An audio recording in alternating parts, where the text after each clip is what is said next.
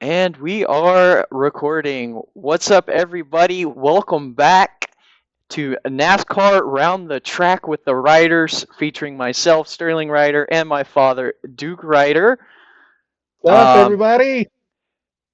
so, real quick, I will point out Daytona took a week to upload because one, it was long, and two, I kept having internet problems. So, I apologize for that. Make sure you go check out Daytona.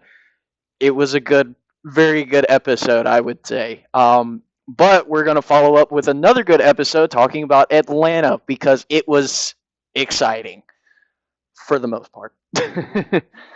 So, Well, the truck race wasn't all that exciting, no. as far as that goes, but it's the truck race. You really can't expect much more out of the truck race than what we got. I Yeah. mean, so qualifying was a shocker. We see Michael McDowell and Joey Logano swap places from the Daytona starting thing, but then fun fact: Joey Logano gets sent to the back because he's using gloves that are duck web gloves and they're not safety approved. Yeah. So much for that front row, right? And then the other thing that happened in qualifying was Jesse Love qualified back to back. His first two ever Xfinity starts. He's the first driver in NASCAR history to qualify first in his first two starts. There was a couple drivers, I believe it was Joey Logano and Carl Edwards, that did it in their second and third starts, or maybe Joey did it in his second, third, and Carl did it in his third and fourth. But either which way, Jesse was the first one to do it in his first two starts. And man, I tell you what, if he can qualify like that at Atlanta on the mile and a half, because when they qualify, it's just like every other mile and a half. Right. Okay, he's going to be dangerous going to Vegas. He's going to be dangerous going to Kansas. And any of these other mile and a half, Charlotte, the mile and a half that they go to, and he showed in the past two races, and he showed last year in the ARCA series that he can wheel a race car. So he's going to be dangerous this year, I think. It seems like it, especially being with RCR. So, that's a top Xfinity team as well. Yeah, they've really upped their game the past 3 or 4 years.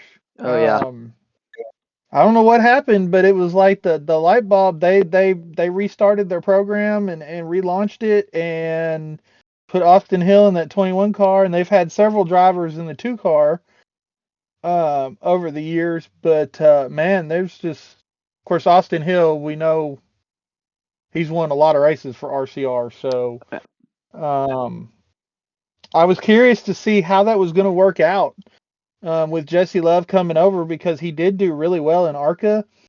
But he still was not a household name.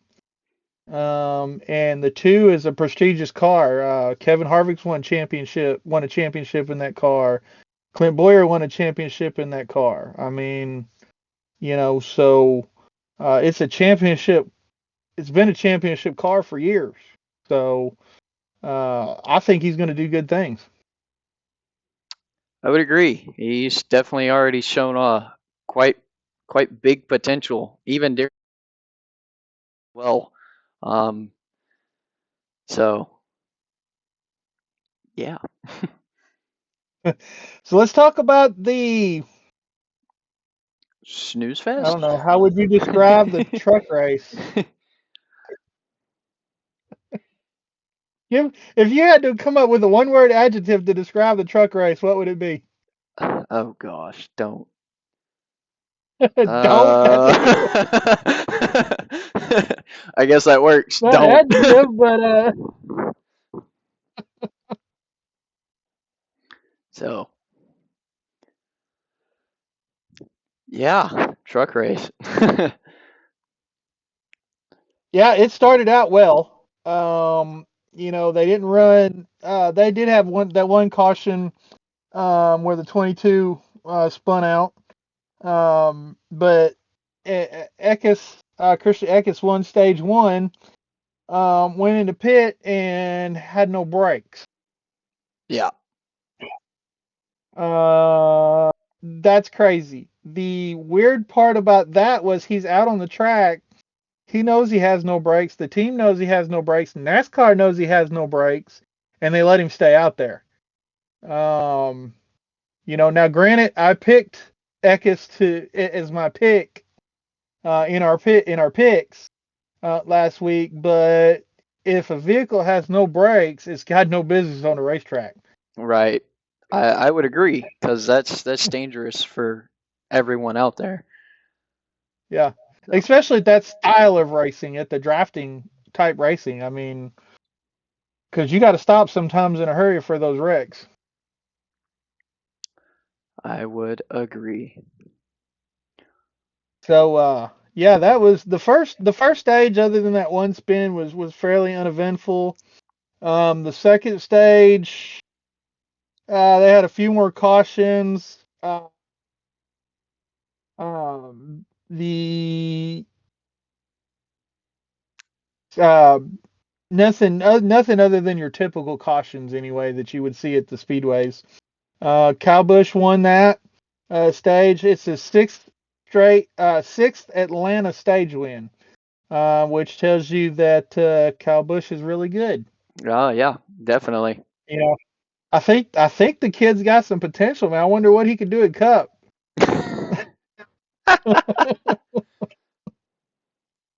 Then in the third stage, we had um, some more things going on, just our typical crashes, but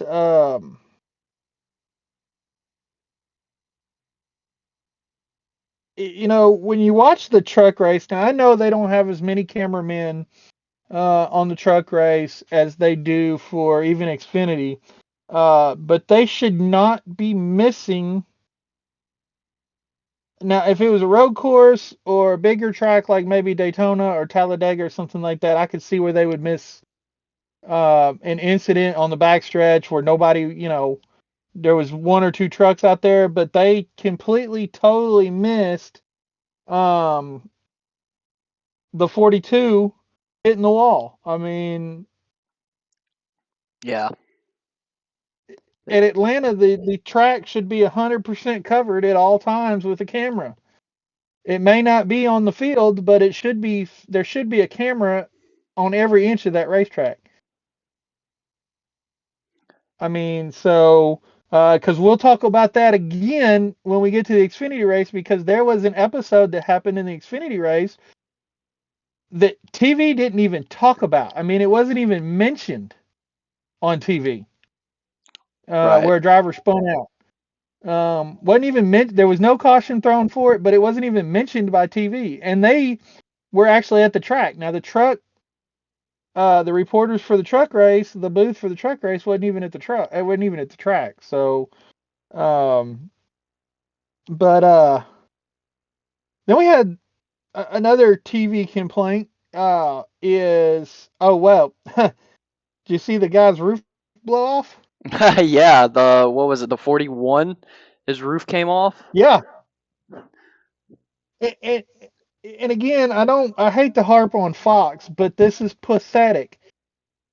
Jamie Little in the booth, she goes, "Oh, maybe that's a piece of sheet metal," and you can see the big 41 as it's flying through the air. Obviously, he's a piece of sheet metal. I mean, we didn't know where it came from, but it had to be a roof or a door because there's no other spot on the truck that has a number that big. Right. But similar situation with the windshield on the 38 truck. 38 truck was disqualified after the race because they didn't have their windshield bolted in correctly. So there's talk of some penalties of that. The 41 team has been told do not touch the truck until NASCAR comes and looks at it. Yeah. So there might be some penalties coming from that. Possibly. But that's nuts. We've seen sheet metal fly off before after a caution where somebody got caught up in a wreck and maybe they didn't get it taped down very good and it came off the car. But other than a car flipping multiple times, I've never seen a roof come off before. It's definitely a new one because I haven't seen it either. So So, and then lap 104, another Fox complaint. I mean, I've got that little picture that I send out every once in a while that says another NASCAR FS1 moment.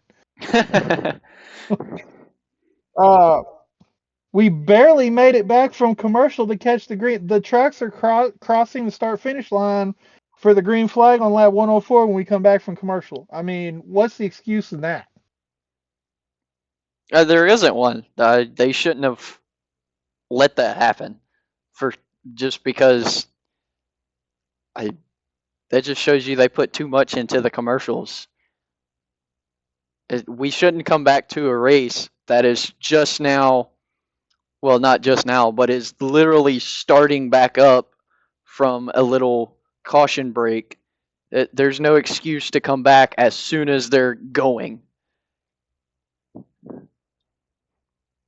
So, and Jamie Little does an awesome job on pit road for the Cup races.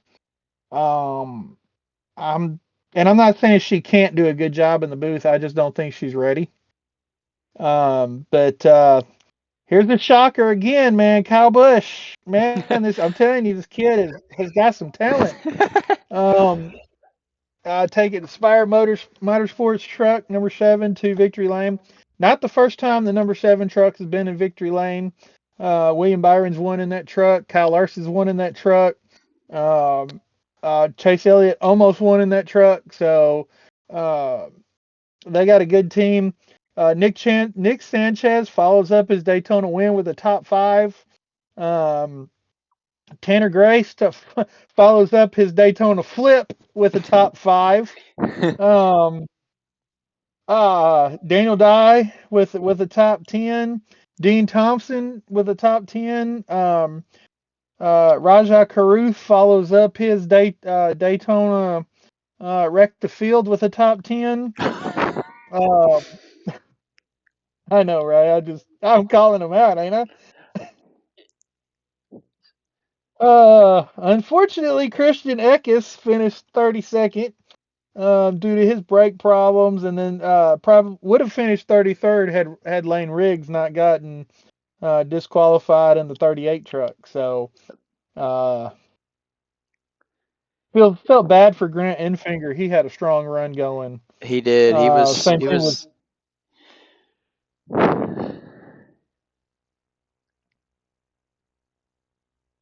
yeah, he was up there. Yep. Same thing with Ben Rhodes. Just bad brakes. That I guess is what this kind of racing brings. Yep. Yeah, So brakes definitely played a factor this week. I feel bad for some of those guys because those are some top drivers in this series, and it's nobody's fault. It's just sometimes equipment is bad, and you can't. There's nothing you can do about it. We discussed that when we were talking about Daytona. yeah, I think it was a style of racing. I mean, just uh, 2 weeks in a row. A lot of these trucks, a lot of these teams had damaged trucks last week after Daytona. Uh, I still even with the quality of the cup race that we're going to talk about. I still question NASCAR's decision to put these 2 races back to back. I understand what they're trying to do, but with keep an East Coast race between Daytona and the West Coast swing. Um, I'm just not sure Atlanta is the place to go for some of these smaller teams right after Daytona. Yeah. Um, so, yeah. Anyway, I guess we'll get anything else to add on the truck race? Um, Not really. I do just want to throw out. I'll talk about fantasy picks. I think the Raja Karuth in that 71. Um, I know both of these tracks are super speedways, as they say with the drafting technique, but a top five at Daytona and then a top 10 here at Atlanta. I think he's got a ton of potential and momentum behind him for these next few weeks with these regular speedways.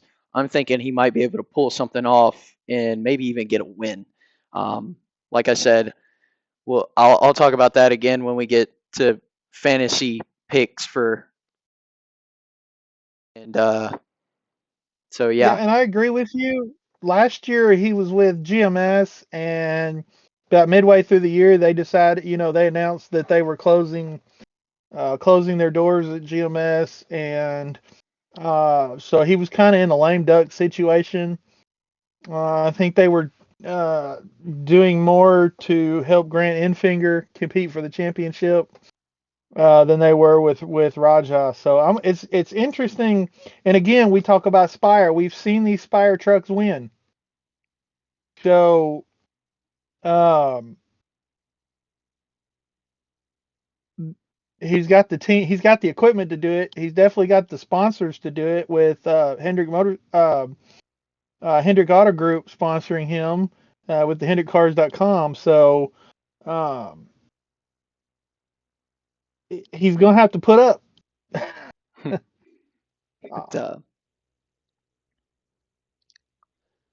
so, but Gonna be fun. that's what the trucks, of course, ARCA is too. But that's what Truck is also for. Truck Series is a good starting point for these new younger guys, somewhere to start and show they can um as they move upwards in in different series that they can handle these vehicles and that they've got good talent to do so. Exactly. So, and moving to the Xfinity race, like I mentioned, I think Jesse Love, he led laps at Daytona. He led a whole lot of laps. He was felt so bad for the kid at the end because he was one lap short of winning the race. I know. Um, but yeah, he's on the pole again. We talked about he was the first time in history that they've won back to back. Really don't have a whole lot going on in this. I feel, oh man, poor Josh Williams gets a ride of a lifetime in the colleague car, and he's had two terrible races Yeah. through no fault of his own. So let's see, stage one. Um, I don't want to harp on this, but I got the same 3/4 screen driver profile thing again. Yeah. Come on, guys, swap them. I can read the print up in the corner about the driver, how many top fives they've had and wins and all that. I want to watch the racing in the big screen. Um, lap 7. Did you ever feel like going choo choo train?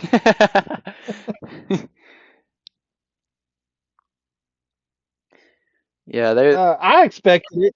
while. I was kind of shocked how quick they were to do so. But they had, lap 7, boom, just single. And with the Xfinity series being a feeder series, so to speak, to the Cups, and a lot of these guys not having experience in the draft, maybe the crew chief kind of calmed them down and said, "Hey, let's get in the line and ride for a while. There's no reason to race and wreck." Right. Because I mean, what was it, lap? It was lap 4 or lap 6 last week that the Xfinity cars are wrecking. I mean, the truck Yeah. cars, the cup cars. I mean, all three series in the first 5 to 10 laps. Yeah. So Jesse Love wins stage one. RCR's sixth straight draft stage win.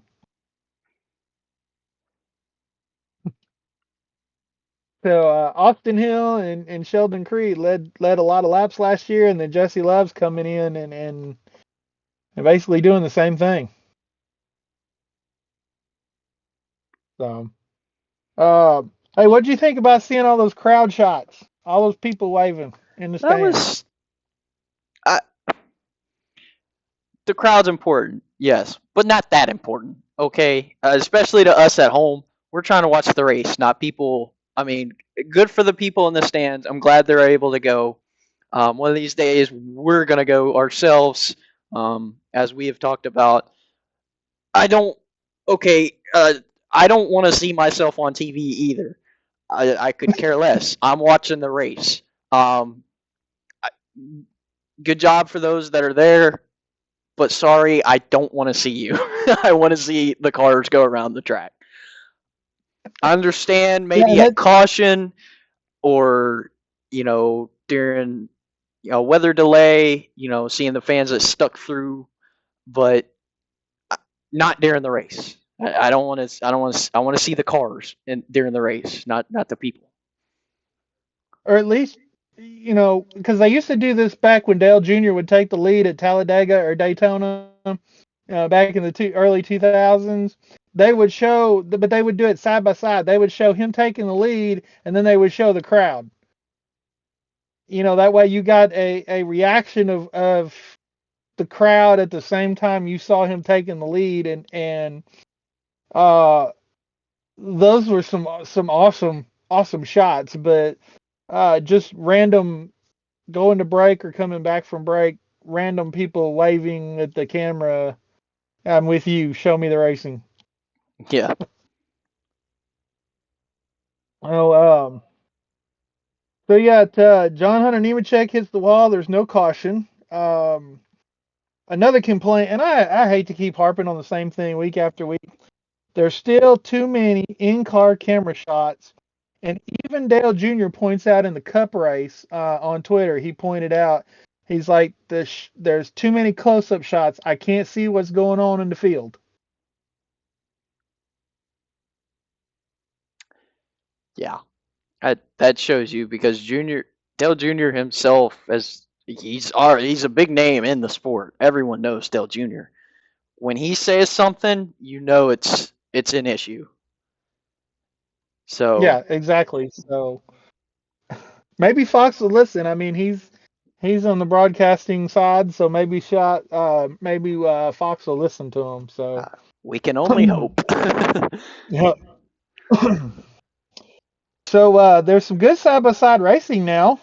That's going on, but nobody can really get ahead because um, in the past it's been a two-lane racetrack.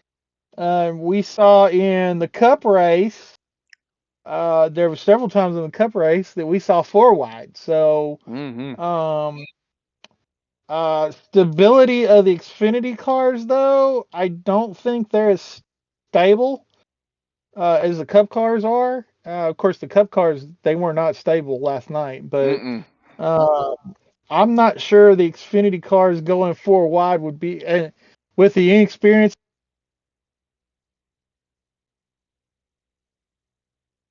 Oh. I'm gonna have to swap sound. Ha. My headset died. Can you Oh. still hear me? Yes, I can still hear you. Just real Okay. quick though, Yeah. my headset is low battery, so if mine dies, well, I'm sorry. We're just gonna have bad audio this week. Um, I didn't even think to charge it. I apologize for I that. didn't either. That's oops. That just yeah. That you can tell we're new to this. But hey, that's the fun in it. We learn as we go. Yep. Maybe one of these days we'll have those fancy podcasting microphones that we can swing in front of our face and cover up this beauty.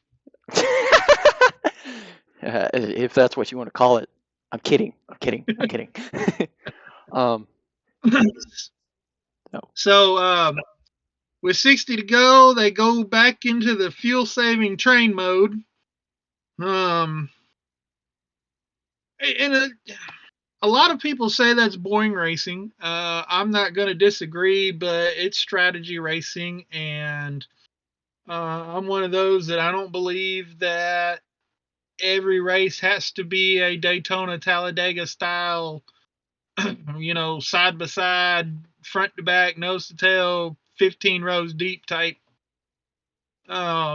person. I grew up watching racing in the 80s and 90s.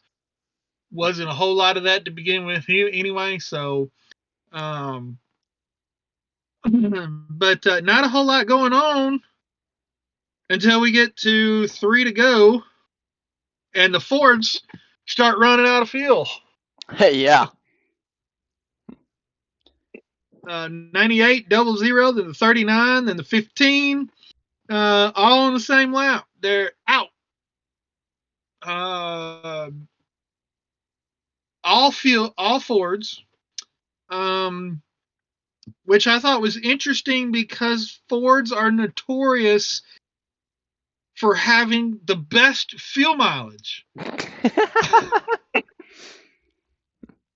And they're the ones that run out of fuel. Yeah. So back to the drawing board, Doug Yates. But then some Sammy Smith and Sam Mayer run out on the next lap. Then Justin Allgaier runs out. Restart. On the restart, the 16, the 48, and the 2 all run out. Austin Hill wins back-to-back. Man, I felt my heart was broken for Jesse Love. The poor kid. He was in front the whole race until he ran out of gas, and I felt bad. But that's where you see this fuel. What do they call it? Because they call it something specific. Was it like fuel? Fuel saver? Yeah, fuel saving racing. Okay, first off, it's boring anyway, because that's when everyone's lined up and just single file for the most part. But I understand it's also strategy, but a lot of cars ran out of gas there with just a few laps to go, including the guy who had been leading the whole race until this moment. So that just shows you, yeah, they were hoping their strategy worked with the fuel saving, opportunity, but it didn't. So can we kind of move away from the fuel saving so everyone has to pit, and then it makes it interesting because then you've got the pit road competing to get you out first, and then you're competing to be out to get out front if you aren't out front. And I think part of the solution to this on these types of tracks, places like Michigan and Kansas and Charlotte, when you're doing fuel saving, there's really nothing that NASCAR could do in those situations because those have always been fuel mileage type racing. Dale Earnhardt Jr. lost the Coca-Cola 600 with 100 yards to go because he ran out of fuel. But I think with these super speedway style racing, if they would just do away with the stage cautions and just let them race, count your stage points just like they did on most of the road courses last year, but keep it green. I think that would, because if you don't know when the cautions are coming out, you're going to pit in your fuel window. If you know when the green flag is and when the checkered flag is, you don't know what's going to happen in between those two flags. So you better plan accordingly for the race to go caution free. Because that has happened in the past. So, I think that's the only way I can think of that they could solve. They're not going to solve it 100% of the time, but I think they would solve it 80 to 90% of the time. Yeah. So now this is what TV missed. Anthony Alfredo finished 7th. Did you hear anything on the broadcast where he spun out on the front stretch? No, I didn't even know he spun out. That's correct. Until I saw it in your notes. TV didn't mention it. I wouldn't have known anything about it had I not been following Brock Beard on Twitter. And he keeps up with like the last place finishers and does stories on stuff like that, and does stories on the old field fillers from back in the day, and he's got a lot of good stuff on YouTube that you can check out. But I wouldn't have known anything about Alfredo spinning out and then coming back to finish 7th had it not been for Brock pointing that out on Twitter. And that is inexcusable in the world of TV that we have today. So the first question that I asked was, were they at the track or were they in Charlotte in Fox's production building? And I was told they were at Charlotte or at Atlanta, so they were at the track. So I don't understand how they missed it. I don't know. And I'm not sure there's a good excuse.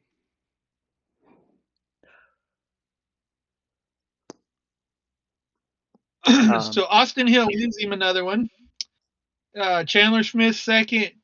SVG Shane Van Gisbergen finishes third. Had crappy luck last week. I mean, last week he was the Chase Elliott of this week. If there was a wreck that happened, he was in it. Yeah, pretty much. But I mean, we may want to check on Chase. He might still be wrecking in Atlanta. Okay.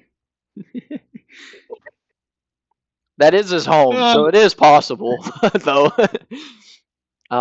Sheldon Creed, Parker Ratzliff followed up a top 5 at Daytona with a top 5. Jeffrey Earnhardt's the top 10. I really don't see a whole lot of surprises in the top 10. Jeremy Clements with the top 10. Other than Jeremy and Anthony, top 10 really doesn't shock me at all. Again, I felt bad for these Fords. Yeah. And that was I don't know. They've NASCAR needs to figure out some way to figure out how to make the fuel mileage racing not as constant, not as happen as much as it does. I think it happens too much. So, so here's some stats for you from Trey Ryan on Twitter. Follow him if you don't. For the first time in NASCAR Xfinity Series history, 4 of the top 5 finishers in race 1 of the season finished in the top 5 in race 2. The previous best was 3 in the top 5. Austin Hill, Sheldon Creed, Parker Ratzliff, and Chandler Smith, all in the top 5. So that's impressive. That is, definitely. What do you think about Joey and Brad in the booth? They know what they're doing. Of course, Fox. I don't think Fox was a lot of help, but I could definitely tell they were doing what they could, especially if they were at track. You could tell that they were paying attention, trying to get as many details as they could, talking about it. Yeah, they're good. I don't like Joey on the track, but I like him in the booth because he knows what he's talking about. And then Keselowski is same thing. I like him on the track though, but he also knows what he's talking about, and that just shows you, even though, in my opinion, the people that, besides Mike Joy, because he's just been involved for so long, the people in the cars, once they're done with the cars, they should go. I think they should go to the booth because they know how these cars work. They know how they drive and handle, and they can talk about some of the exact things that some of these other kids are doing with these cars, and that really helps a fan's perspective widen. Um, so yeah, that's my thoughts. I agree, and the other thing I like, and Kevin Harvick on Sundays is a perfect example of what you're talking about. He just got out of the next gen car. He has 2 years of experience driving this car. He's felt the changes that they've made in the car. He's experienced the difference, the different tracks, uh, and with Joey and Brad also have good chemistry. Um, they play very well off of each other. They don't talk over each other.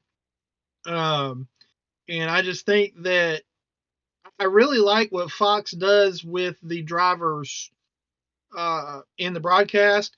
I really look forward to their drivers only broadcast that they do every year. I'm not sure when they're going to do it this year. I think it might be the Charlotte first race at Charlotte before the Coca-Cola 600 is when they do their drivers only broadcast.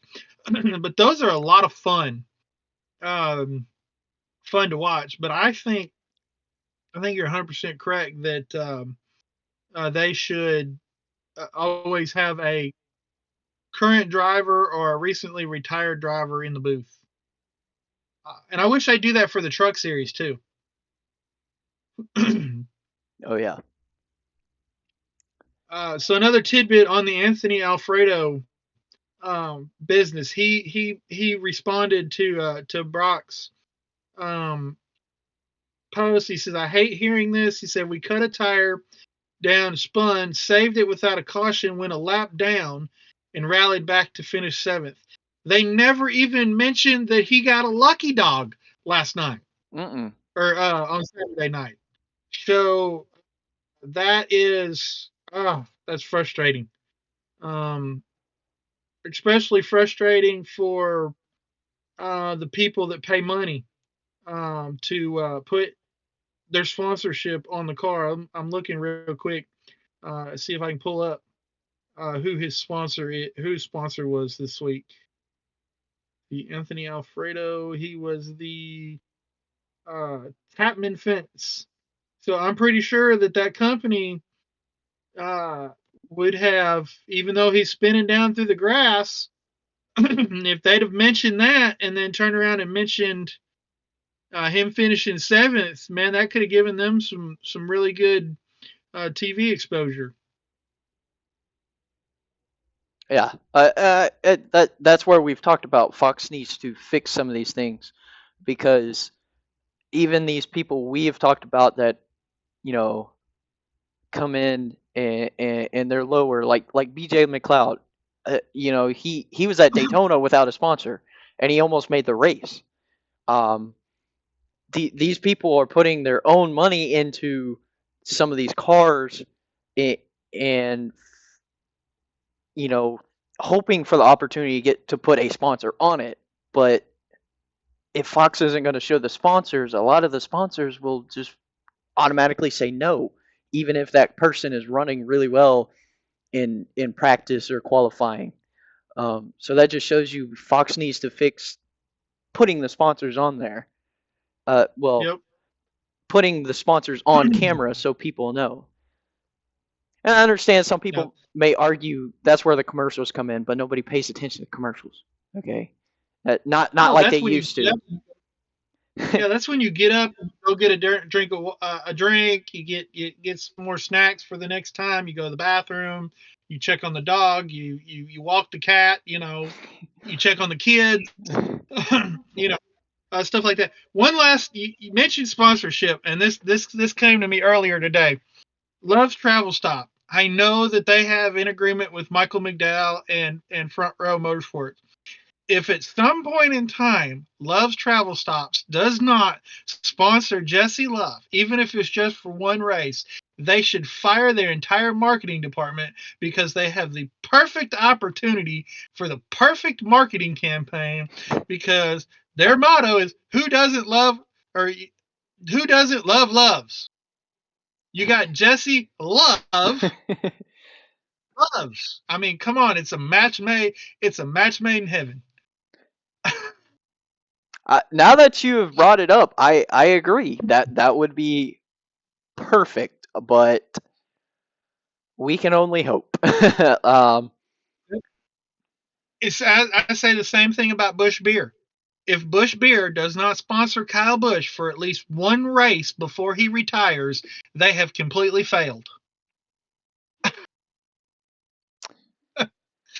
I mean, I know they sponsored Harvick for so long, and Harvick and Busch had a rivalry, and they did the little Harvick beer for a couple of races, but still, it's something that's just got to happen.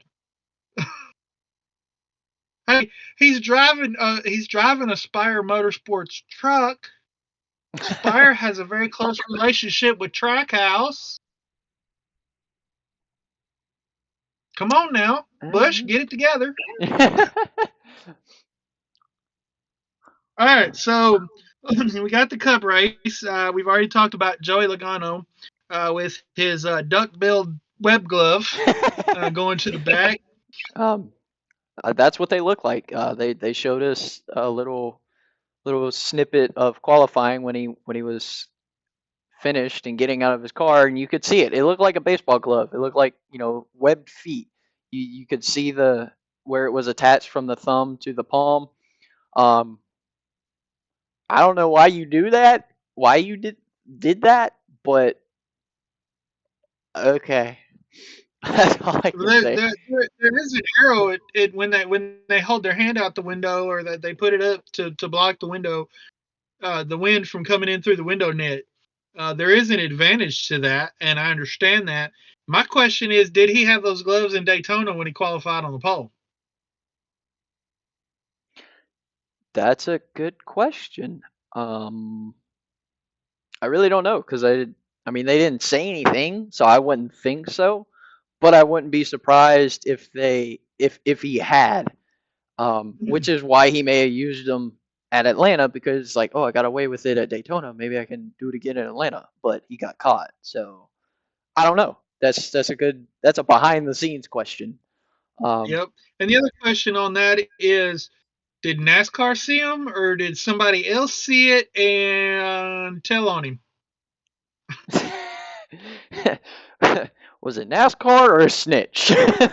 I mean, what choices do we have here? It's another good question, but again, it's a behind the scenes thing. We don't know. We just know he got penalized, and they showed us why and explained why.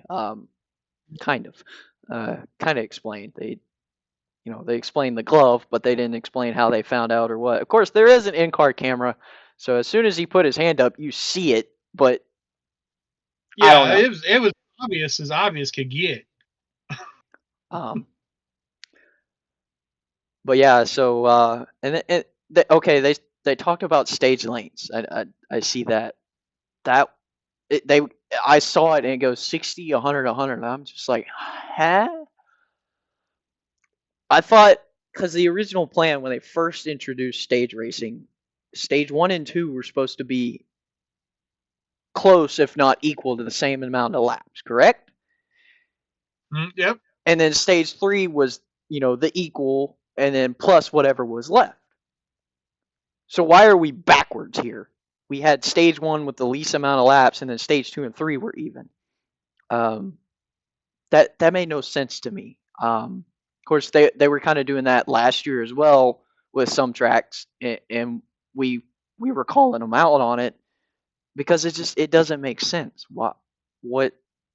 Why have stage racing where it's all jumbled when you first introduced it as a set, and then you've completely changed it? Yeah, and I know back in 2020 when COVID was going on, that they shortened the first stage a lot, because there wasn't practice, there wasn't qualifying. The cars didn't get on the track until the race. So they did that, so that they either shortened this first stage, or they had a competition caution. But I think we're at the point now that we need to go back to the first stage 1 and stage 2, same length, and then stage 3 is your longer stage. Because this race, it wasn't one of those 257 laps, 267 lap races.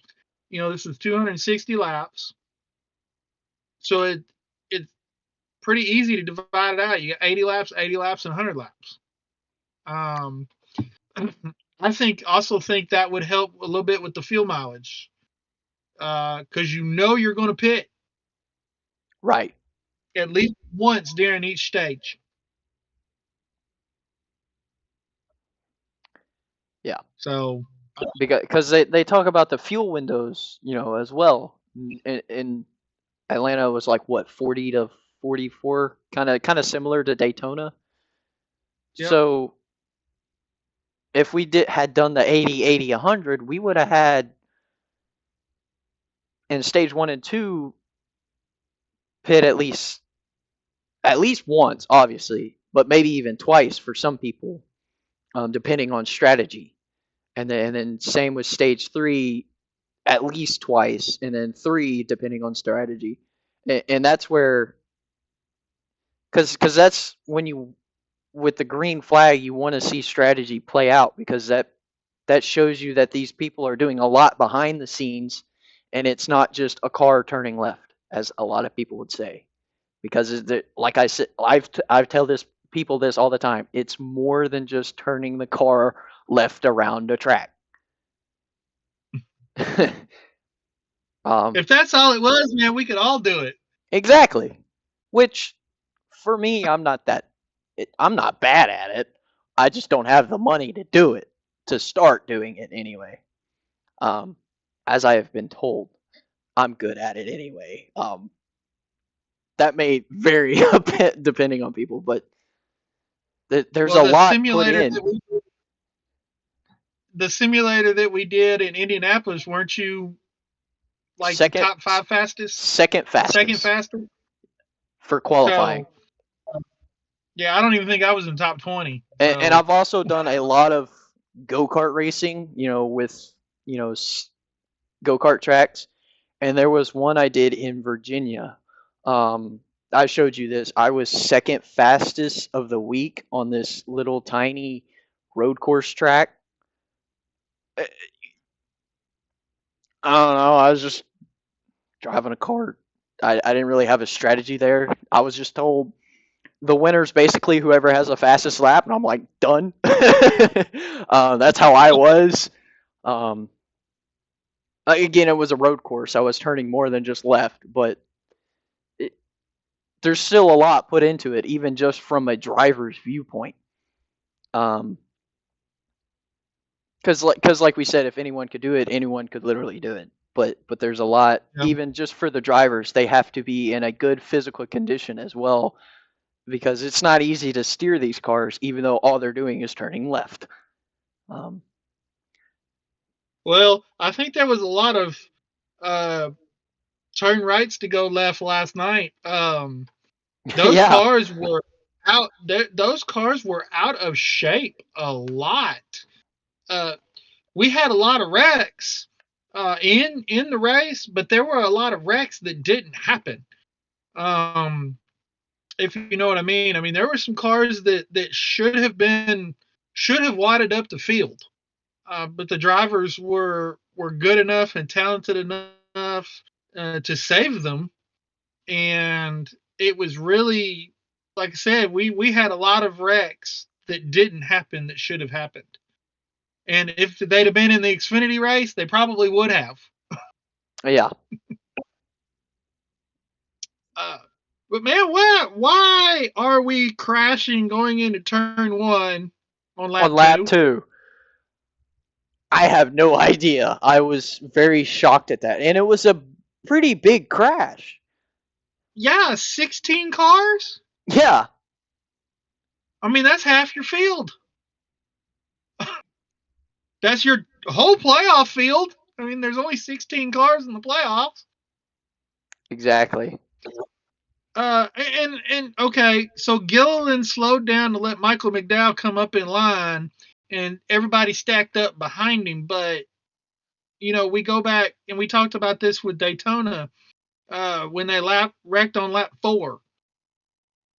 Is it really that important that he gets in line right now? We're only in lap 2. Yeah, understand it being, the draft and then forward and then all that, but lap 2, like you said, there was no point in doing it right then and there. Mm-hmm. Maybe towards the end of the stage or even towards the end of the race. Understandable because you're racing, you're trying to help each other win and get points. But lap 2, but it just it controlled chaos. It started chaos because of that. Yep. And again, you want to talk about heartbreaking. I feel bad for Austin Dillon. I feel bad for Noah Gragson. I mean, they're in this 2 weeks in a row. Um, you know, victims of circumstance. I mean, Austin didn't have anything to do with either with starting or causing either one of these wrecks, and he gets taken out in both of them. Oh. And of course, lap 2, wreck 1, the 9 cars in it. Yeah. Daniel Suarez was in it. Um, okay, this is funny because the 41, 42, 43, 45, 48. So if your car had a number 40, had a 40 number on it, you were in trouble in this wreck. You were in it. Um, 20, 21, 23, 31, 51, 54, 16. I mean, we've already mentioned the others. It's like, come on. This is ridiculous. Well, And you know what that wreck did? That wreck totally saved Joey Logano. yes. Yeah, it did. Because it moved him up big time. From Yep. starting in the He was rear. on pit road serving his pass-through penalty when the wreck happened. Yep. And just like that, you're not. He didn't even need the lucky dog because he wasn't even Oh, lapped he's in yet. 20th place. He's in 20th place. He restarts in 20th. He's passed half the field already because they're all on pit road. I mean, again, we talk about ridiculous. There's just some things in racing that's ridiculous. And wrecking in turn 1 on lap 2 is one of them. unnecessary. Yeah. Yeah, there was no reason for that. Let's see what goes on here. Here we go. We got lap 25 caution. The 17 spins. 24 barely gets by, and guess what? We're at commercial. And then it took them a while to even show what happened. I think I barely saw it just because I was still in the middle of doing something else at the time. But I came back and I was like, well, I heard it and I was like, I looked for a minute and I was like, are they going to show it? Back when I first really started paying attention to racing on TV, to NASCAR on TV, I had followed it for several years, but I had not been able to watch a lot of flag to flag races until that wonderful invention of a VCR made it to our house, and I was able to start recording the races that we were able to get. And used to, back in those days, if they were at commercial and a wreck happened, they would cut immediately. I mean, they could be mid sentence in the commercial and they would cut immediately back to the track and be like, "Oh, we've got a wreck. Caution is out," and show us replays. Show us a couple replays of the wrecks. Then they go back to the commercials. And we didn't mind the commercials. Of course, there weren't as many back then. We didn't mind them as much because the commercials didn't interfere with the racing, because we knew if something happened on the racetrack, they were immediately going to cut back in. address the situation, and then go back to commercial. And uh, I'm Mike Joy has explained it on Twitter a couple times. I'm still not buying his reasoning that he gives for it. I can't even remember. It's been a while since he's addressed it, but it's one of those things I don't think there's an excuse for. I definitely think we should go back to that because that's it. It'll show that they really do care about the people watching at home, that are watching the race. Obviously, people at the track are going to see it because they're watching it right in front of them. But us watching it at home on our TVs or our phones, whatever we're watching it on, and we're at commercial and they go to yellow, we should automatically be put back into it. And then, like you said, go right back to the commercial after they explain it, show the reviews, of what happened, and then, yeah, go back to the commercials that they had planned. Don't wait till the commercials are all done to play out, and then we're coming back, and all of a sudden we're at yellow, and we're like, "What's going on?" Yep. Um, I'm tired. I gotta tell you, I'm tired of these race breaks interrupting my commercials. it seems to be that way. Um, so I have in my notes, Harvick, having driven this car, is really, really good in the booth. He's with the information that he brings. I believe he is one of the biggest assets that Fox has hired. I'm gonna really say since Jeff Gordon, because when they hired Jeff Gordon had just gotten out of the car as well, and he was able. And same thing with Clint Boyer. Clint Boyer had just gotten out of the car when he went to the booth. Clint hasn't driven this car on the track, so he knows, the ins and outs of racing. He knows about the strategy and stuff like that. But Kevin, with the experience that he brings to the booth, with this car in particular and this track in particular, because he was able to talk about how the track is wore out, how the tire wear now is different from when they first repaved the track, how the temperature is starting to affect the track. He's able to bring such a wealth of knowledge to the viewer at home that it makes the viewing experience a whole lot better. And I feel the same way about like Steve Letarte over on NBC with the technical information that he brings and the breakdown of the car that he brings to us at home. Because we go back to when they first started the next gen car, we did not have an explanation of the new braking system on this car until we got over to NBC. And then race number one, they've got Steve Letarte breaking the um, virtual car down to show us the bits and pieces of the braking system, and explaining the braking system to us, and just the detail. And I think Harvick, being behind the wheel of this car, is able to bring that experience into the booth like they haven't had in a long time. Yeah, I agree. Like I said earlier, these having the people that have the experience, once they're done, having them coming to the booth, it's a huge advantage, um, for NASCAR, and then it's a huge opportunity for the fans to widen their understanding of these cars, especially the new cars, because we look at them and we're like, okay, cool. We see the difference on the outside. Now tell us the difference on the inside. Um, how's it handled different? How's the throttle and brake response different? How, like we were talking about just a minute ago, how's the braking system work? Um, having the people that have driven the car, that know the car, coming into the booth and explaining that. it's exciting. It makes it exciting because then you're like, oh, I'm going to learn something new today because they're going to talk about it.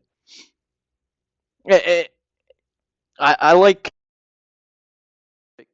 and no disrespect to Clint, but it's been a few years since he's been in a car, and then we have these new cars as well. So having Kevin join in with Clint and Mike helps tremendously because then you have that person that knows these cars. Exactly. Um, anyway, continuing on with the race breakdown, we get to lap 60. One lap shootout for the stage. That's I kind of like it when they do that. I like it more when they do it on the short tracks than the speedways.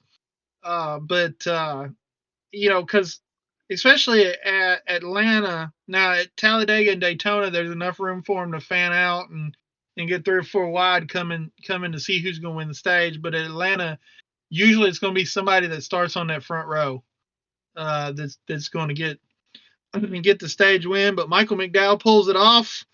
Um,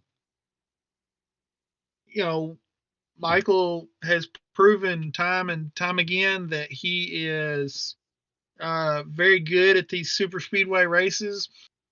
Between him and Todd Gilliland in the past 2 weeks, they've led more laps than Front Row Motorsports has led in its entire existence. And that shows you that McDowell and Gilliland both are very talented even with these cars because I would Front Row Motorsports isn't a big contender normally, but with these new cars and then the talent they have, they're becoming a contender. Um, Yes. Occasionally we get Michael McDowell to win something like he's won the 500, he's won a few other races, but now seeing straight off of the bat and then having that talent, you're going to see. I think this team's definitely going to grow, especially with this momentum they have as having McDowell on the front row twice, including the pole at Atlanta, and then Gilliland up here running up front during Atlanta as well. Um, so yeah. Well, and some information on that, they are now a tier 1 Ford team, which means they're one of the top Ford teams. They've got a contract with Ford. They've got a alliance with Penske. But in listening to the teardown with Jeff Gluck and Jordan Bianchi this morning, they had spoken to one of the crew chiefs, and that stuff hasn't even gotten implemented into the cars yet. So what Front Row is bringing to the track right now is Front Row Motorsports built and engineered cars. They haven't even got the Penske stuff in their cars. When they get this Penske stuff in their cars with Todd Gilliland and Michael McDowell behind the wheel, they might become top contenders week in and week out. I mean, and that would be awesome to see. Todd Gilliland is young, doesn't have a lot of experience. Michael McDowell has been around for a long time. It's really good to see him have some success. Intel, the green flag pit stops that are going on lap 129. Man, if I could punch somebody through a TV, I'd have punched Michael McDowell yesterday. Um, comes in hot, too hot, and him and the 24 spin out and nose it in the wall. No caution, and I was more upset with NASCAR than I was Michael McDowell. I mean, he just came in too hot, tried to slow it down, didn't work out for him. But NASCAR, you got two cars spinning. You don't know if they're going to come back up the track. No caution. They were more worried about the pit road cycle than they were about the safety of these two drivers. I'm sure if one of them would have sat there for another 15, 20 seconds, they probably would have thrown the caution. But there's been times that we've seen in the past couple of years where a car looks like it's starting to go sideways and NASCAR throws a caution. Yep. So their inconsistency is a little annoying, but it trapped both of them a lap down. Then you get then you get the caution, the restart after that. The caution coming down to the end of stage 2. You get Joey Logano, Denny Hamlin, and Chris Buescher, 3 of our top super speedway racers. Wrapped up at each other. And I had just texted you not too long before that it wouldn't hurt my feelings. I think I said it was the top 8. Top if 8. The top 8 wadded it up, it wouldn't hurt my feelings at all. No sooner did I say that, though, as Martin Truex and I forget who else it was, but one of the other drivers that I like jumped into the top 8, and I was like, okay, top 8 don't work no more.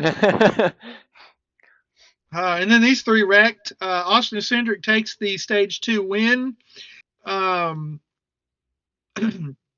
I guess this would be, with Austin, this would be a good point to discuss him. We both put him on the hot seat in our pre-race show that we did. He's ran exceptionally well at Daytona and Atlanta. I don't know about you, but I still say, even though with these good runs, I still say the jury's still out because we've still got a lot of non-super speedway racing ahead. I would agree. Obviously, at Atlanta, he definitely showed a lot of speed. He had a good car, but it's also Atlanta. It's a super speedway with the way the drafting works. So if you can stay out of all the cautions and the wrecks going on and keep your car out front, you're going to be contending for this. And on top of that, I don't exactly remember when it was, but I know there for a while you had all 3 Penske cars together, working off each other. So you had 2 champions, Logano and Blaney, and then you had Cindric. So obviously those 3 working, you're going to be up front, especially since they are already up front. No, Cindric throughout the whole race did show he was aggressive. I would say that, but that may just be because he knows he's kind of competing here to keep his ride. But I still think he's on the hot seat because, like I said, the way the drafting works here with these speedways and super speedways. But if he goes out and he wins one of these smaller tracks, short track or another speedway, that could change very much because this was the first we've heard of him since his Daytona 500 win. And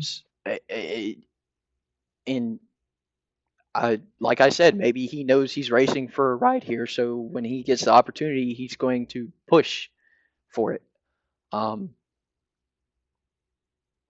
winning, in any sport, winning cures all. I mean, if you can go out there and you can prove that you are a winner, especially if, like you said, on the short tracks or the other intermediate tracks, even road courses, if he can go out and prove that he's a winner, he can solidify this ride.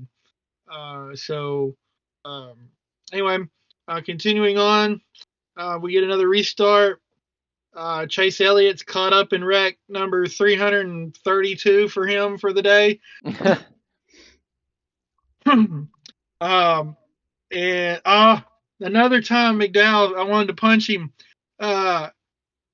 William Byron was going to take the wave around. Michael McDowell decides he's going to stay out. Only car on track to stay out. Byron's still trapped a lap down. I have in my notes that, Michael McDowell called him a jerk.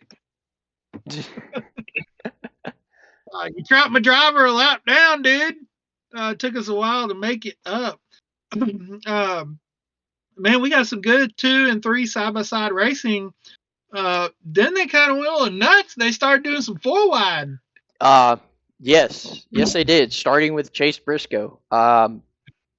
I knew he was up there, but he came out of nowhere and made it 4 wide. And then once I saw that, he was. I'm gonna talk about him for a minute. He was aggressive the rest of the race until he was taken out.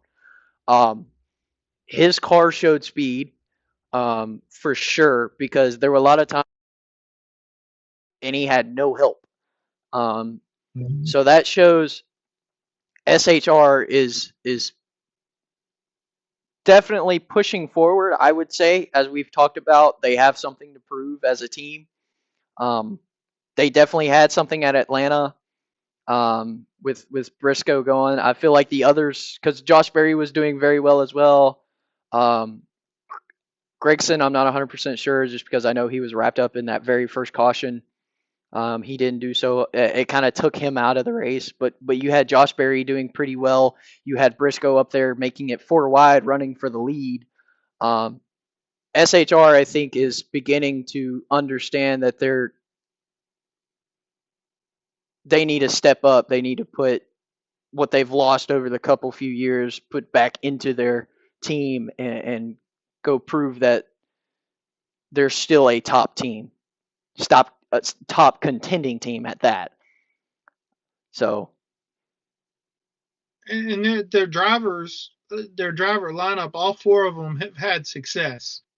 So not necessarily at the cup level, but they've had success in Xfinity. They've had success in truck. So you're exactly right. I was impressed. Now there was a little bit of fuel mileage racing in stage one, not a whole lot. Uh, and I'll be the first to admit that when they first talked about repaving Atlanta, reconfiguring Atlanta, making it into a drafting track, I was one of those that I'm like, have you lost your ever loving mind? You're going to take one of the best tracks, one of the best race weekends that we have of the year, and you're going to make it a super speedway, and we're going to have cars wrecking all over the place, which we did. We saw that on lap two. Um, but even as out of shape as these cars were, this whole race, I thoroughly enjoyed the racing, especially when they start going 3 and 4 wide, and then even after the front settled down and they got back 2 wide, behind them they're still 3 and 4 wide. It was fun to watch. Again, I'll just stick in here. Not fun to watch after Daytona. Give, give me a couple of weeks from Daytona to catch my breath, to relax, to watch some fuel mileage racing at, you know, go to California. Well, California doesn't exist anymore, but put Kansas on the schedule or something. Give me a break. especially after your favorite driver winning Daytona. I Um, know, right? like me talking about it still like gets me riled up. It's like, yeah, he won. Yeah. Um, so I would agree, maybe, but like let us catch our breath. But at the same time, maybe NASCAR's trying to be like, no, we want you to stay excited. We want you to be out of breath, because that's what we're looking for. We're wanting to keep, with the way we're schedule, changing the schedule up. We want to keep you wrapped up into it. Well, and I tell you what, it worked out with the new Netflix show that they have that I haven't seen yet, and I don't know if I will, just because of my hesitation for giving Netflix any of my money. Um, but the Netflix crowd that they brought in with it, a lot of them watched Daytona. They moved over to Atlanta. They've seen two awesome races in a row, uh, and I'm sure they'll tune in for Vegas. But when we get to the middle of stage two in Vegas and the leader has a 3.5-second lead, are they going to stick around? Now NASCAR took the first two races of the year to be able to capitalize on that. Um, can we build off of that and keep the momentum going? Uh, that's the question that we'll have to wait and see what the ratings are for Vegas, but it's going to be interesting to see if they're able to keep that. But man, I'm telling you this, and it was fun. And then until like you mentioned, and I have in my notes, Justin Haley, Chase Briscoe, Corey LaJoy are all having good runs. David, I did the same thing that Clint did the other night. Todd Gilliland has led a lot of laps, and he's having a good run. Then Brad Kay. These guys have hung. These guys are doing a great job hanging onto these cars in these 3 and 4 wide situations. But then Brad gets loose, gets into Larson. LaJoy gets collected. Again, man, just another heartbreaker for us because we're at commercial. Yes, it's a side by side commercial, but again, we're at commercial. But man, poor Brad. He can't seem to catch a break on these tracks anymore. He used to be one of the best at it. Now he wrecks at it. uh, I really don't have any comment. This type of racing, it's one of those. If you're in the wrong spot, there's nothing you can do about it. Especially you being the one that gets loose. It's just the way this drafting works with these cars. So I of course I feel bad for Brad. We like Brad. Brad's cool, and we want to see him succeed with RFK, especially after seeing Buescher win multiple times last season. We know it's coming, but when? Obviously, it didn't happen in Atlanta. Sadly, but it's just like I said, it's that how this racing works with drafting with these cars. Yep. So this is where I have in my notes after the restart on lap 225. This is where my Twitter goes off, and I see that Dale Jr. is tweeting about the close-up shots, and I'm like, hey, if we got Dale Jr. on our side, maybe they'll change something. Well, they still haven't changed the numbers, and he was very, very outspoken about the number placement. But so Dale Jr.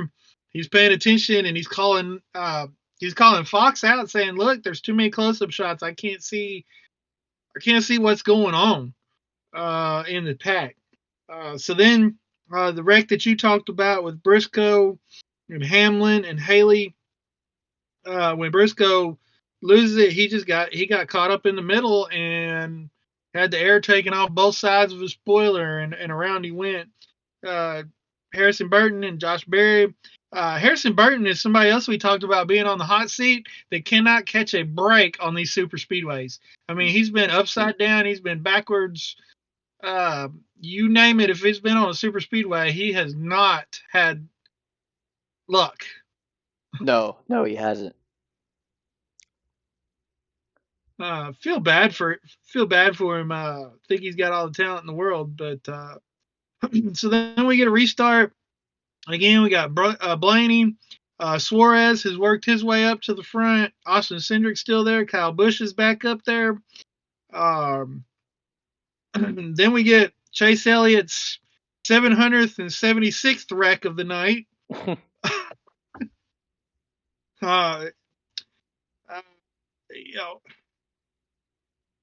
Carson Hocevar, another guy, rookie, 2 races, cannot catch a break on these super speedways. And I've got to point out, he was running so well at this point in the race. He was like 8th. He was in the top 10. And I like Carson. I have met him personally. I met him at the Snowball Derby, as we've talked about. I know he's got the talent, and seeing him here at Cup level is awesome because I know he can pull it off. And he was proving that until, sadly, what happened. Yeah.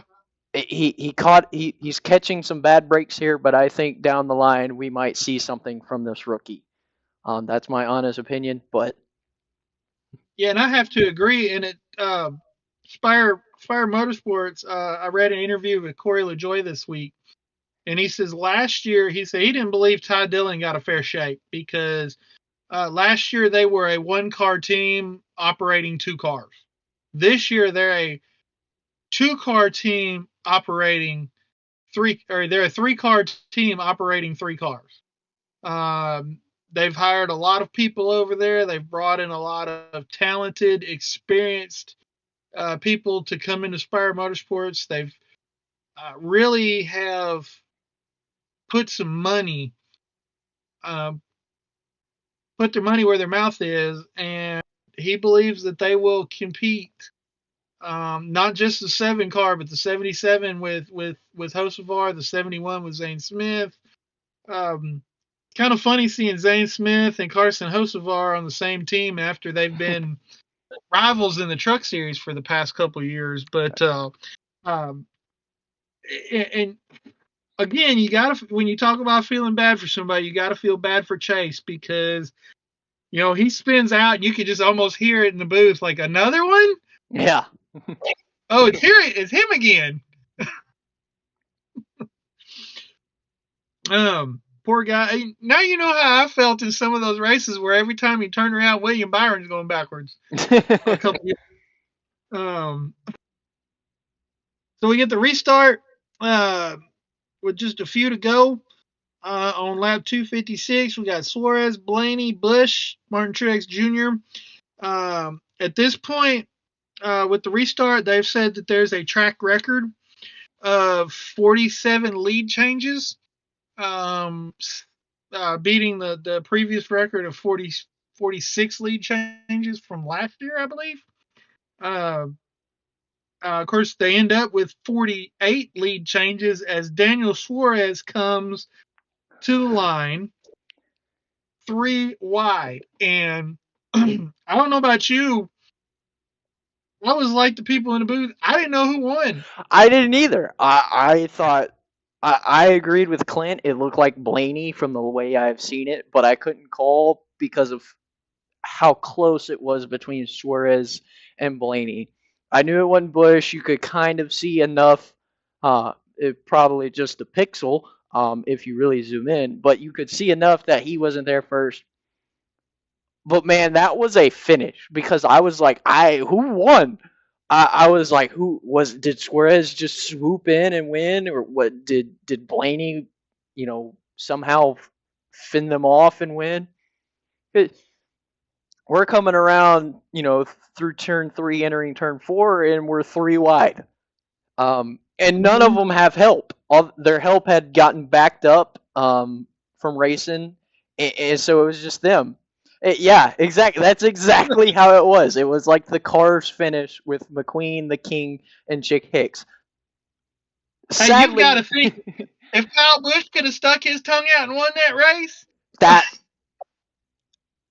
I would applaud Kyle Busch for that one. I wonder if in his mind he was like, if I was McQueen right now. I don't know, but Oh, but that was a really popular photo that's been going around for the past 24 hours on Twitter. I think just about anybody who does anything with NASCAR has posted that on Twitter over the past 24 hours. but I agree because that's just about how it was. Once it went under review, you could see with the close-up shot of the line, Suarez was there first, barely, but he was there. I've got to give NASCAR and Fox some credit here. Last week there was a lot of controversy over the finish because TV did not address the finish. They didn't show the photo that NASCAR had used. They didn't show anything. They just took NASCAR's word for it. They showed their replays from the angles that they had, and they went off the air. And then 30 minutes later or so, NASCAR social media posted the picture that they used to determine the winner of the race. This week, I don't know if NASCAR learned a lesson or Fox learned a lesson or they both learned a lesson and discussed it before the race. TV had the picture, the still picture that NASCAR used to determine the winner of the race within minutes of Flores being declared the winner. Yep. So kudos to you guys for that. Closest finishes in Cup history for April 17th, 2011, Talladega, 0.002 seconds. March 16th, 2003, Darlington, 0.002 seconds. That was the Kurt Busch, Ricky Craven finish. And then number 3 is February 25th, 2024, Atlanta, 0.003 seconds.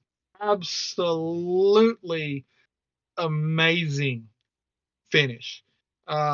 Not a super fan of any of the 3 drivers that crossed the finish line first. But how does a finish like that not get you hyped up? I don't care who the drivers are. I mean, they were putting it out there at that point in time. The cars were slipping and sliding all over the place. I mean, and it was just an amazing finish that really showed the talent of the drivers that NASCAR has right now. I agree. Just because I'm not a big fan of any 3 of the drivers there. I like Blaney, and I wouldn't say I dislike Bush or Suarez, but when it comes to the way they finished, I'm not rooting for anyone. I just want to know who won, so that I can be like, all right, cool, because that was a great finish by all 3 of them, no matter who got it. So that it was close. It was exciting. Like I said, I was like, who won? Who did it? And just apparently, just about everyone else was asking the same thing as our Cars Lightning McQueen tongue is going around as well. Well, I thought it was a great race. The race cars were out of control. I love that. You want to see the driver's talent on display. I don't care what kind of vehicle they're in. I want to see the driver's talent on display. I think it was absolutely on display last night. It was controlled chaos for much of the race. The cars were out of control, but the drivers were able to keep them from spinning out. I mentioned earlier that there were a lot of wrecks that didn't happen. Yep. That's what you want. I don't care if you're at Martinsville, Las Vegas, Atlanta, Daytona. You want the cars out of control. So much so that there are wrecks that don't happen because the drivers save it. The track has changed since they paved it. The surface is starting to wear out. There was tire wear, and I think as this surface wears more and more in Atlanta, these races are going to get better. It's going to be. I think it's going to separate the draft a little bit. The cars in the draft. I'm not sure where we're going to see a whole lot of 3 wide and 4 wide racing in the future because I think the track is going to get too slick, especially in the heat. September, I think September in the South, it's going to be hot. The second weekend in September, I know in Arkansas it's hot.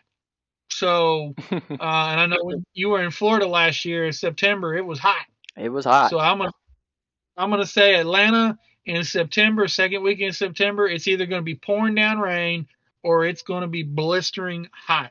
these cars are going to be an absolute handful for the entire race, and it is going to be. I hate that it's the first race in the playoffs, just because of the wild card factor of it, because it's a super speedway. But this race is going to be absolutely nuts when we get there in the fall.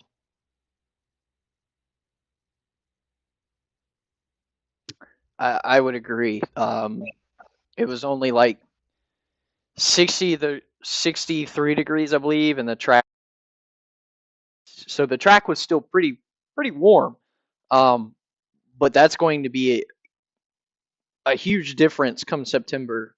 Um, the because the temperature outside itself will be at least 90. So who knows how hot that track will be at that point in time if it's not pouring down rain, of course.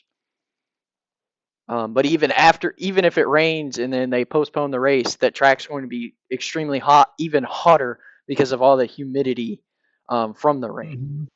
So,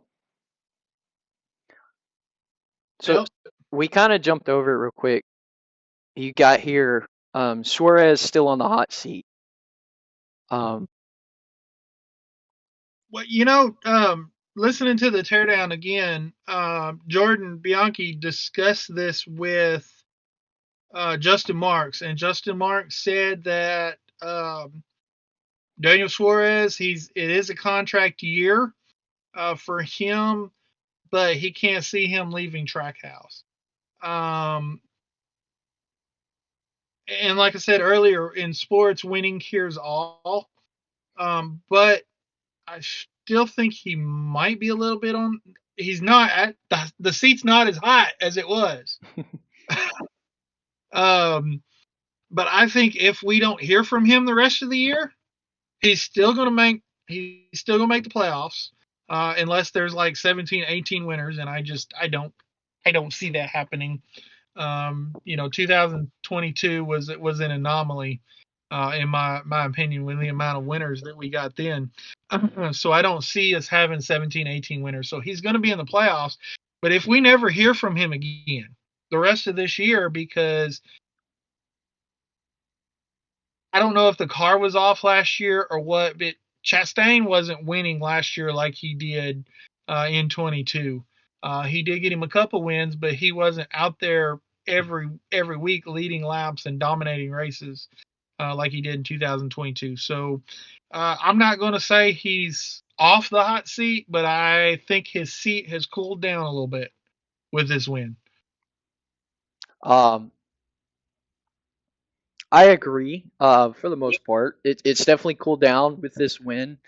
But as I look at it from a team perspective, you see really good chemistry between Chastain and Suarez, um, between the drivers and then the team themselves. Their Trackhouse is always talking about both of them, um, supporting them both in what they do outside of NASCAR.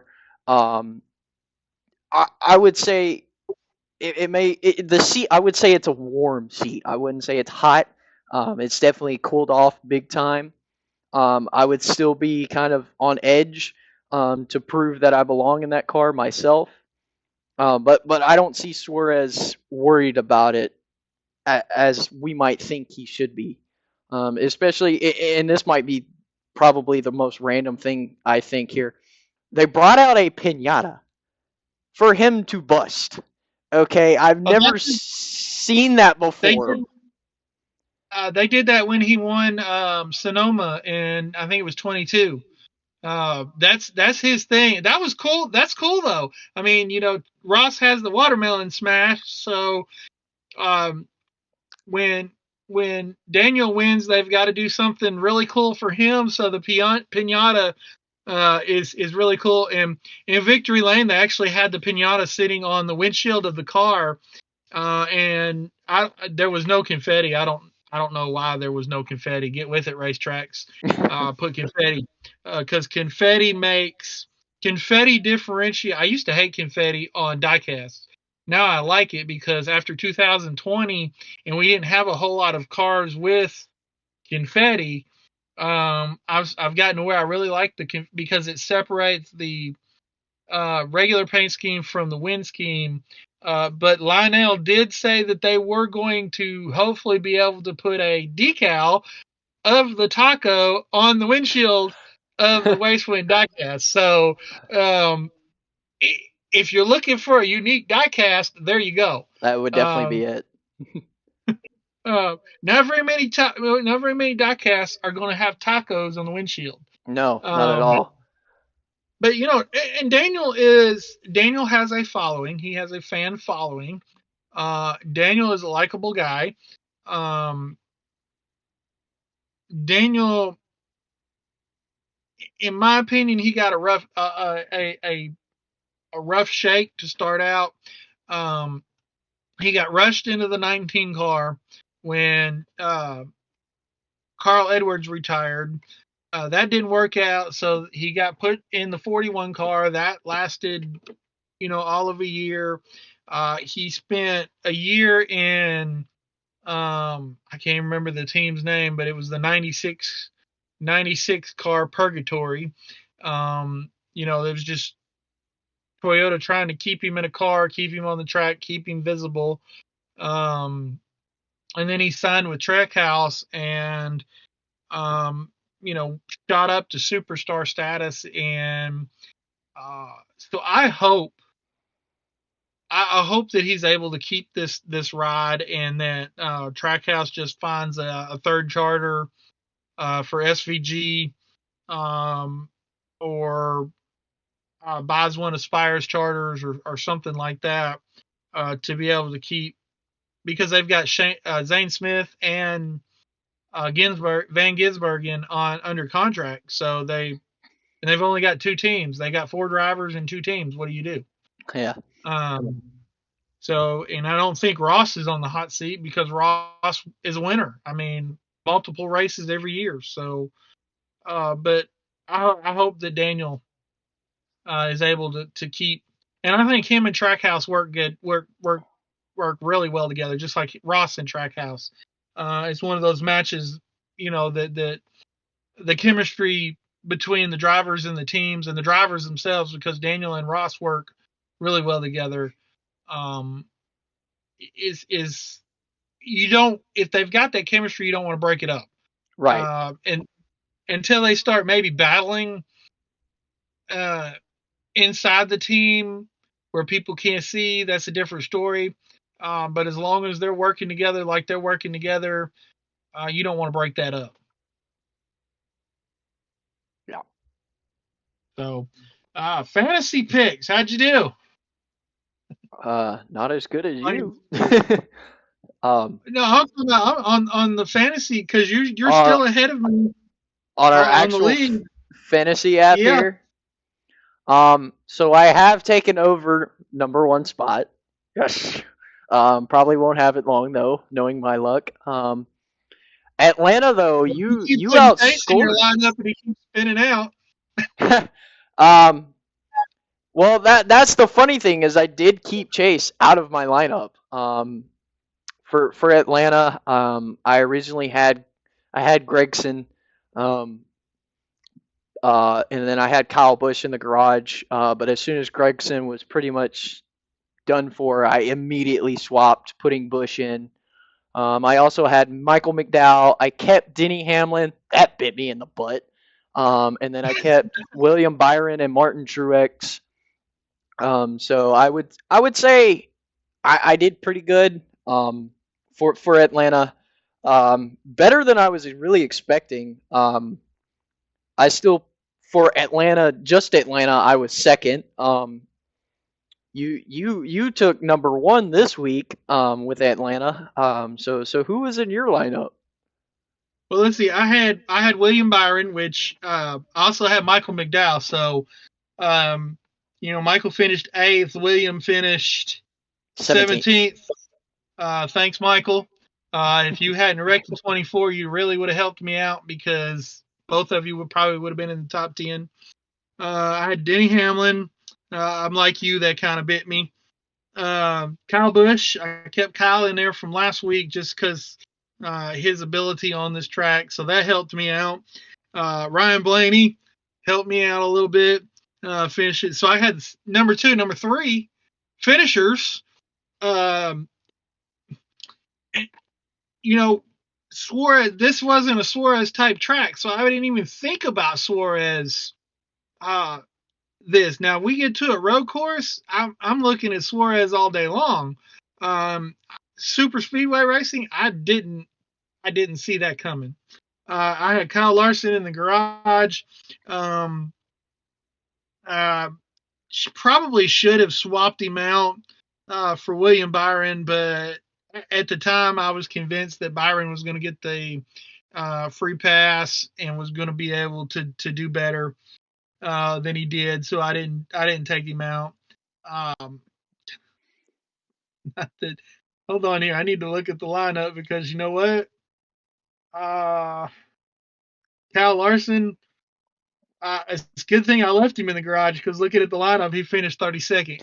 Yeah. So that would have been a stupid move on my part, right? I should probably ask Trey who he has in his lineup so I can talk about what he has running in our league. But I do know he didn't have Larson. He was complaining at first because Larson, started up front, and he was like, "This would be the week I don't have Larson in." And I was like, "Well, it's a good thing he didn't because he ended up not finishing well anyway."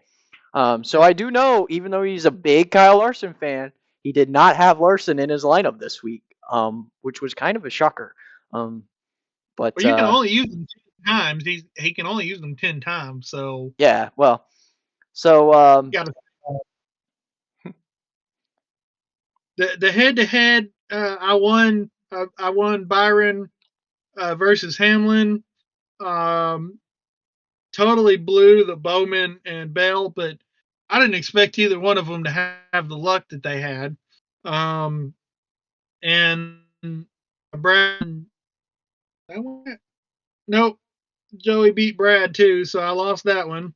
And then I had Chase beating Bubba Wallace, which I don't know what I was thinking. But I didn't know that Chase was going to have 797 spins in the race. Be in every single wreck besides like one. Yeah, I mean, come on, dude. Thanks, bro. Yeah. The only one I lost the Elliott because I picked Elliott over Wallace, and then I lost the one with Bell versus Bowman, picking Bell myself.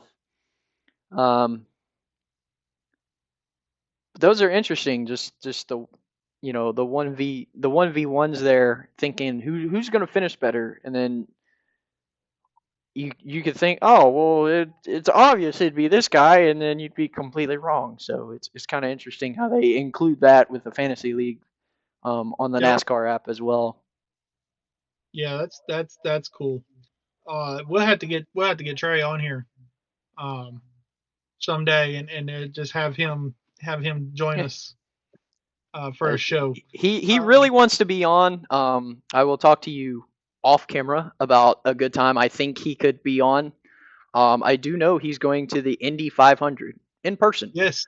So yeah, he told me about that this week. We will, if it's okay with you, we will probably plan to have him on that week, so he can talk about the 500, and then we can talk about Charlotte. I think that would be a good opportunity there. So definitely stay tuned for that. Yeah, because that'll probably be another really long show. Really, really long show. Especially throwing in talking about the 500. I will definitely try to watch it myself, and then having a guest as well that has seen it. So yeah. So let's talk about some cleanup stuff real quick. Talk about the ad breakdown because we make such a big deal about the advertisements. Guess what? Our race, 243 minutes, very similar to Daytona. 198 minutes of broadcast, 45 minutes of commercials, 10 minutes of side-by-side commercials, There were a total number of 99 commercials, which is about, I don't know, 98 too many for me. Um, there was 66 total entities advertised, 72 traditional commercials, 57 companies in those commercials. No, there were 66 in those commercials. There's 57 in the side by sides, and there were 27 side by side commercials. The number of times that they used the side by side during the broadcast was 4. Uh, I would like to see them swap that. I would like to see 45 minutes of side by sides and maybe 10 minutes of full screen commercials, and you can run your full screen commercials during the stage breaks or caution breaks or whatever. Run if it's green flag racing, just go side by side. It's 2024. Go side by side. Yeah, I would agree. Oh. So a pretty big update here came out on the 24th on Jayski.com. It says NASCAR is, and I'm just going to read it verbatim. So I give them credit for it. It says NASCAR is offering to extend the charter agreement for 7 years, concurrent to its now media rights agreement, according to 4 sources familiar with the talks. As teams fight for something closer to a permanent status for their versions of franchises, sources say NASCAR's offer to extend the system from 2025 to 2031. Teams want the system locked into NASCAR rules in perpetuity, along with getting additional guaranteed media revenue. As a middle ground, teams are opening to something resembling evergreen status. I didn't look that up, so I don't know what that means, where they keep the charter permanently as long as they meet a list of requirements which would to be agreed on with NASCAR, such as running every race. NASCAR and the RTA had no comment on the specific terms being discussed. So there's some news on the charter agreement discussions that's going on. This is something I'd like to see get done. This is something that I believe, along with the team owners, should have been done before the start of the season. I think this is a good compromise. Make it permanent. Uh, let's sit down. Let's make some agreements as to how it stays permanent. I'm not sure I like the 7-year extension that NASCAR's offering. But at least if they accepted the 7 years, it would give them 7 years to negotiate permanency of the charter system. So there's some news on that. You got any comments on that? No, not really. Definitely going to keep tabs on that. I agree. I think a permanent one would be a really good idea. And if they do go with the 7 years, hopefully they can plan something really well to make that permanent one. But other than that, just hope they get this done pretty quick, because it's kind of a big deal. So Yep, yep. It needs to get done. So, all right. How about our picks from last week? yeah, well, um, I did good for one of them, kind of. Um, Well, you did good for two. You just your Xfinity pick finished 13th to my Xfinity pick winning. yeah. Um, So, well, that's the goal here. We were picking who we thought would win, so you did beat me on that. I won the trucks. In finger finishing 25th. he ran up front there for a little bit, so I was kind of like, ooh, maybe he'll win, but he didn't, sadly. Ekis was up there all of stage one, but sadly was out due to brakes. Um, so I won the trucks with a better finish. However, Xfinity, we both had really good picks. Almendinger was up there for a while, top 10 at least, I noticed. But we finished 13th, and then Austin Hill, because everyone else ran out of gas, won. So props to him though, back to back, winning Daytona and Atlanta. I'd give that win. I'd give that win up to see Jesse Love win though. I, I think Jesse Love should have had that. He probably would have had it if it weren't for running out of gas. But if I run out of gas, is therefore I can no longer win it. But I see my teammate go by and win it. I'm okay. Yeah. I feel like there will be. This just showed me that I have more than enough opportunity, potential, and talent to go win. Eventually down the road. Yep. In this season, as I would say. So, and then Cup.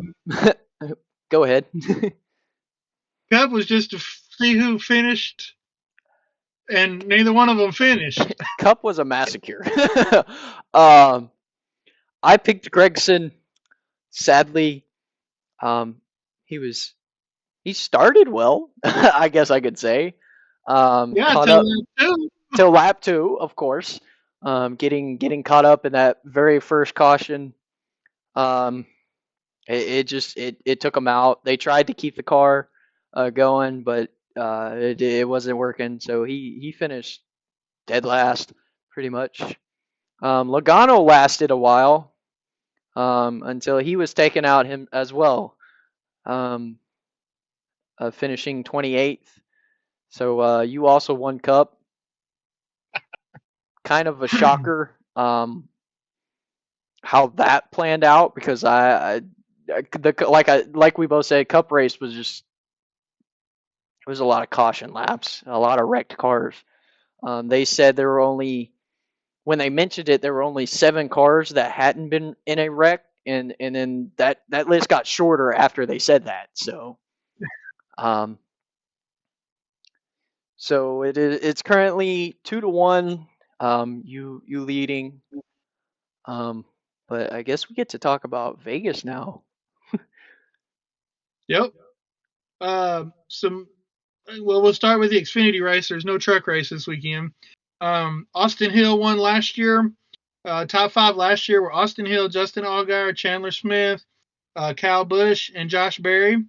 Of course, Josh and Kyle are not in the race this year. On the Cup side, the top 5 were William Byron, Kyle Larson, Alex Bowman, Bubba Wallace. So I sent you the lineups, right? I think I did. Yes, I have the lineups for Vegas. So, Just trying to Christopher Bell and Kyle Busch are both in this race. So we got a couple of Cup drivers coming down. Who you got? Who Vegas is an oddball. Not really, but it's definitely different from Daytona and Atlanta. But I'm gonna say Chevy's gonna keep their little win session going here. I'm gonna go with Brandon Jones. Um, taking being the better one here at Vegas. Wait, is the truck running? The trucks are running this weekend. I was about to say I think the trucks do run Vegas. Yeah, I'm not 100% sure. You know the schedule more than me. otherwise we wouldn't have gotten a lineup for it. So that's my fault. I wasn't looking at my lineups. My bad. But So I guess go back. So you're gonna take because you're looking. Let me flip over here to nope, well, it's Cup. Here's Xfinity. Maybe. So let's see. You're gonna go with Brandon Jones. yes. That's not a bad pick. I mean, it's a junior motorsports car, so that's not a bad pick at all. Um,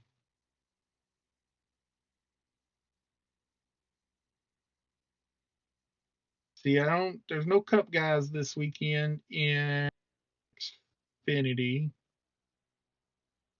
I'm going to Vegas. Man, I would go Austin Hill, but I don't think that he can do it 3 weeks in a row. So I'm going to go out on a limb, and I'm going to say I'm going to go with Jesse Love again because the way he qualified at Atlanta, um, Vegas, another mile and a half, different package, I know, but um, I'm gonna go with Jesse Love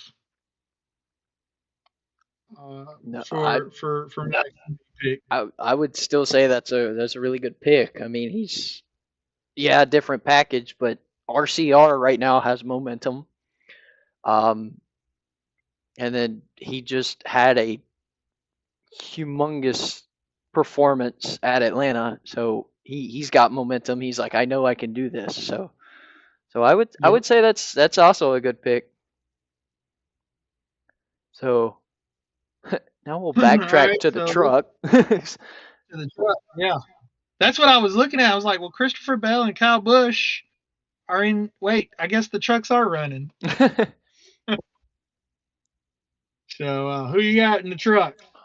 Okay, so for me, um, I talked about him earlier. I'm gonna go with Raja Karuth, and if I butcher your name, I'm sorry, man.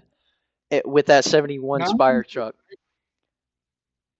Vegas, at least for me in the video game, I do well like these guys do at Daytona and Atlanta. Him having a top five at Daytona and then his top 10 at Atlanta, I think he could pull it off at Vegas. Um, so that's who I'm going with is Caruth. I just noticed Zane Smith is also in the field in the '91 truck. He's going to be a teammate to Christian Eckes and Tyler Ankrum. Man, I'm going to go out on a limb. I'm going to go out on this limb so hard it's going to break. He wanted Atlanta. I think the kid's got talent. I just can't wait till he gets to the Cup Series to show us what he can do. I'm going to go with Kyle Busch.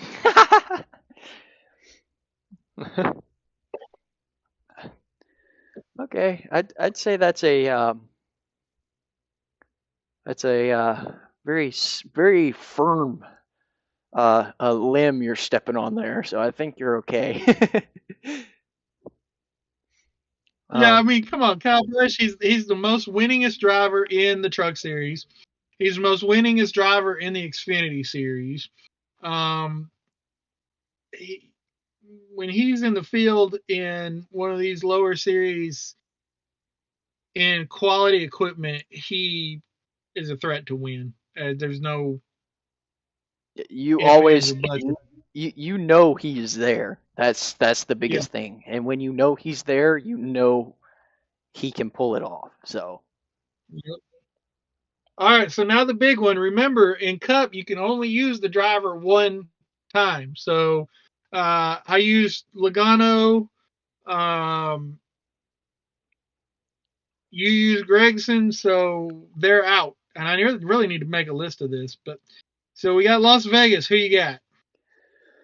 oh boy, Vegas, Vegas, Viva Las Vegas. Um, Oh, and before you make your pick, let me remind you, Ford has a new car. Toyota has a new car. yeah. Um, well, I may be calling him too early. especially being able to only do one person for the season until playoffs at least.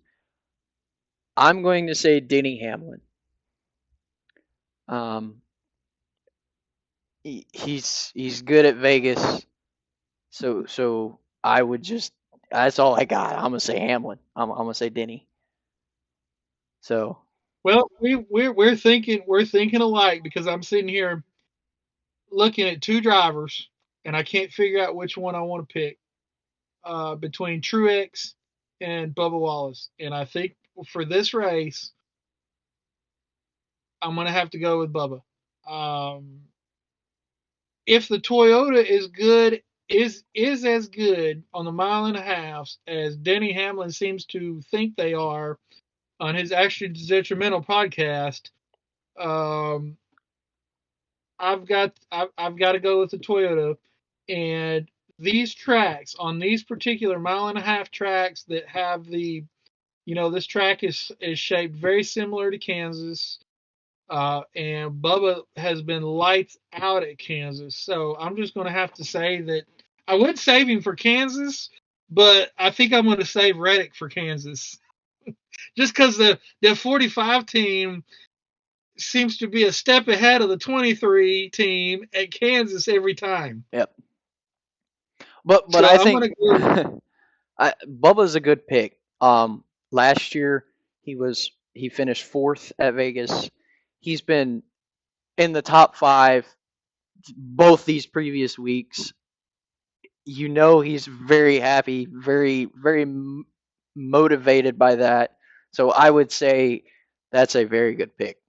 So And if you're a fan of Door Bumper Clear, and we've talked about him on our show. He was on last week on Door Bumper Clear, and I've got to tell you, he is in a different mindset now than he ever has been in his Cup career. He's got confidence behind him.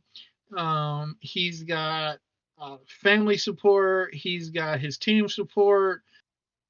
He's in a totally different place mentally than he has been throughout his Cup career. So um, he's starting to see that he's earned the success and he deserves the success that he's had. So um, I'm picking him for this race. I know I can't pick him again for the playoffs, but he's probably going to beat my driver picks several times this year.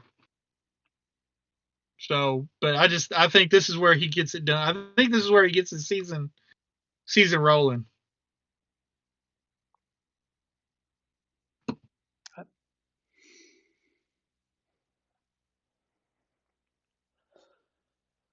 well, that's that's pretty much all I got. You got anything else?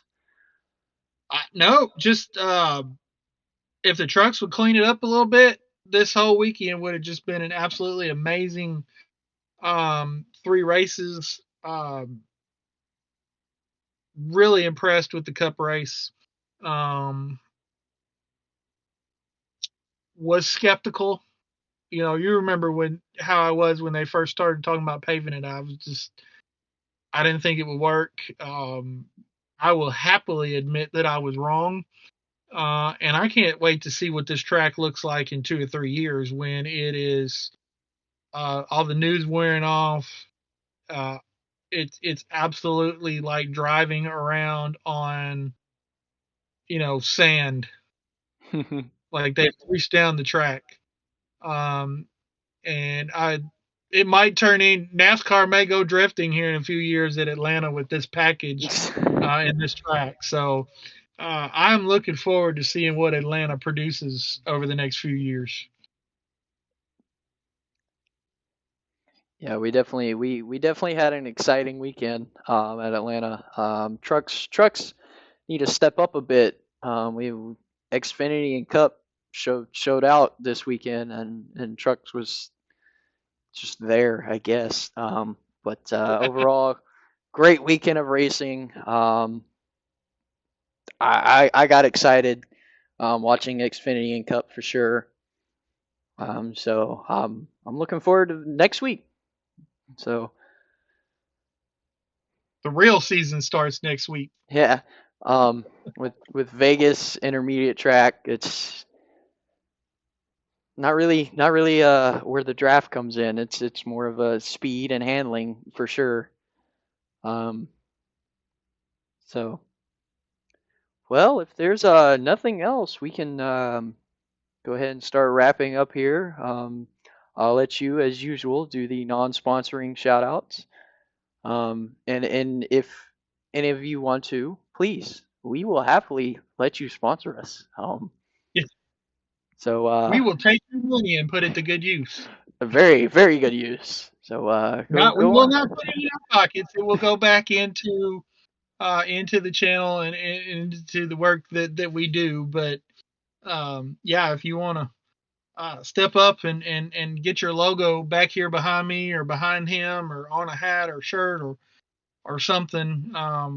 Anyway, for non-sponsor shout outs, if you don't listen to these podcasts, you are shortening your experience with NASCAR and the history of NASCAR. But you got the Scene Vault podcast with Rick Houston and Steve Wade. Give them a listen. Door Bumper Clear with TJ Majors, Britt Griffin, and Freddie Kraft. Usually every Monday night, Monday evening, they come out with their podcast, depending if the race gets moved to Monday. They record on Tuesday. You got the Dale Jr. download with Dale Jr. You've got their Dirty Air on Tuesday, where they talk about the race. Then you got the interviews on Wednesday. Ray Evernham this past week, awesome interview with Ray. Actions Detrimental with Denny Hamlin. And I need to take a pause here. I need to talk about the third Dale Jr. download. Is Dale Jr. download reloaded that they have on Thursday. The host on that show win my yearly What an Idiot award. Brett Griffin made the comment on Door Bumper Clear that winning a NASCAR Cup race is the hardest thing to do in team sports. Start listening to them on Thursday because I want to hear their opinions because I know they're going to discuss this. And also Alex Bowman was calling in to discuss the ending of the 500. So I wanted to hear Alex's thoughts on that. These three hosts start comparing winning a single NASCAR race to winning an NCAA championship through the 64 tournament. Talk about winning the college football championship, the NBA championship. They start comparing winning a single cup race to winning championships in other sports. And they're saying that winning a cup race is not the hardest thing to do in team sports. Brett did not say it's the hardest thing to do in team sports. He said it's the hardest single thing to do in team sports. Every single basketball team, football team, soccer team, hockey team, volleyball team, every single team in every single team sport has won at least one game. Every single one of them. There are a lot of cup teams that have competed in many, many races that have never won a cup race. If every team that's ever raced multiple races in cup had won a cup race, I would agree with these three hosts on the Dale Jr. Download Reloaded. But it has not happened. So I agree 100%. Brett Griffin was 100% right on Door Bumper Clear when he said winning a NASCAR Cup race. I almost slipped up and called it Winston Cup. Winning a NASCAR Cup race is the hardest single thing to do in team sports. Because if everybody else would do it, it'd be like every other sport where every team would have won. They didn't.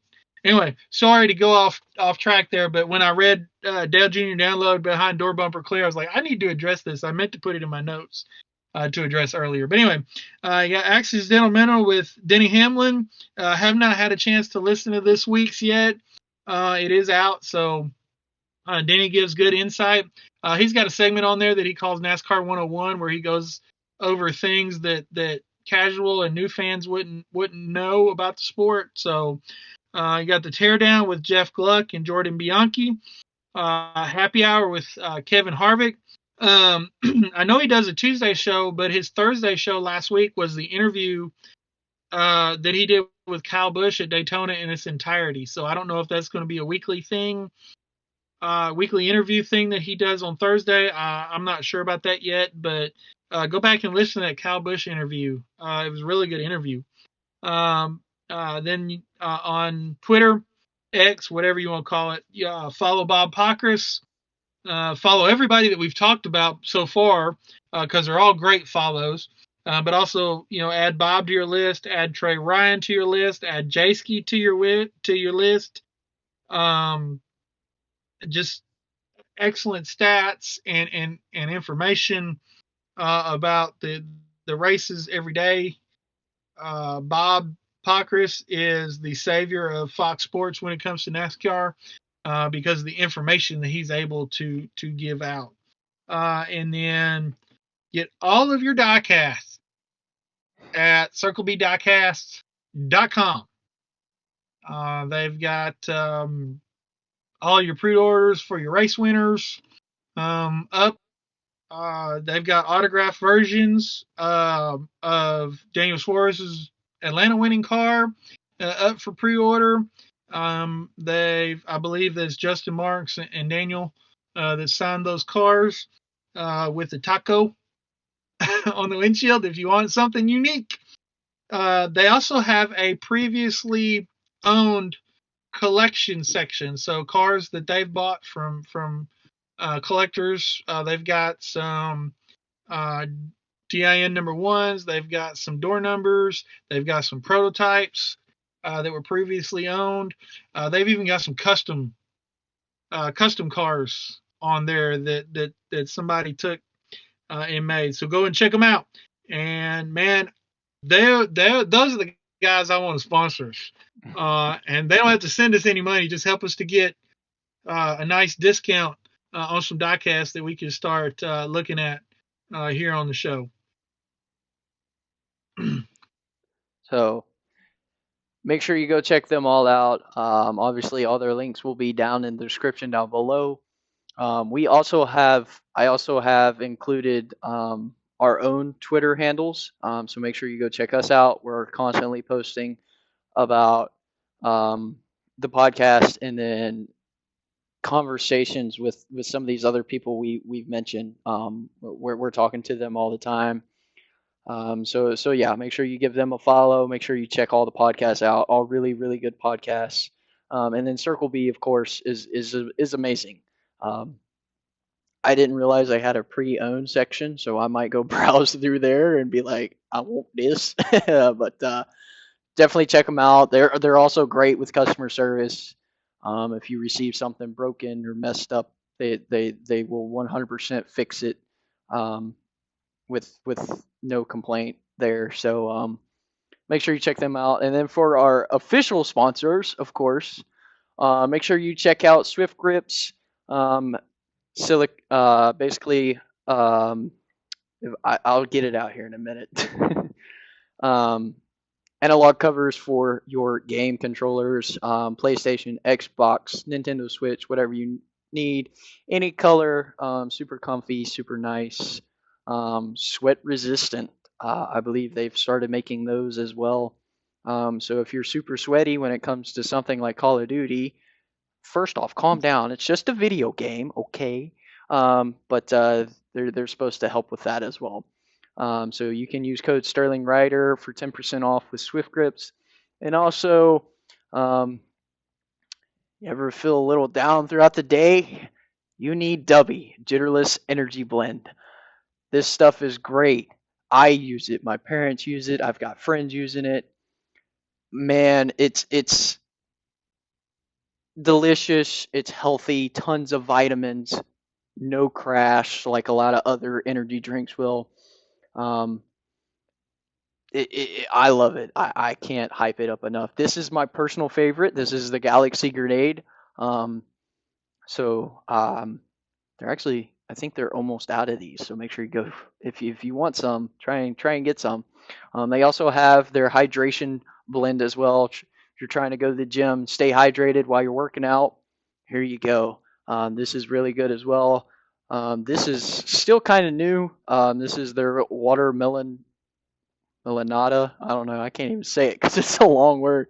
Watermelon lemonade, really good for hydration, keep you hydrated. Again, great with vitamins, really healthy. So check them out. I'm also wearing their hat, so they do have merch. I've got a sweatshirt as well. Super cool. If you got the app, they might still be trying to sell some of these. These are marked times Dubby t-shirts. Mark is the gaming team I have become a part of, along with the sponsor of Debbie. So use code SterlingRider as well for 10% off with Dubby. Like I said, they also have an app. If not, you can also go to dubby.gg. And then finally, Rankest Rope Ranch Wear, for some good old fashioned Western wear. This is their Turn and Burn shirt, available in pink and teal. I know I've said that before, but hey, I got to get it out. Also, just released boot stitch hoodies, cowboy beanies for when it's cold. Super cool. I just about everything they have I want. I'm slowly working on getting it myself.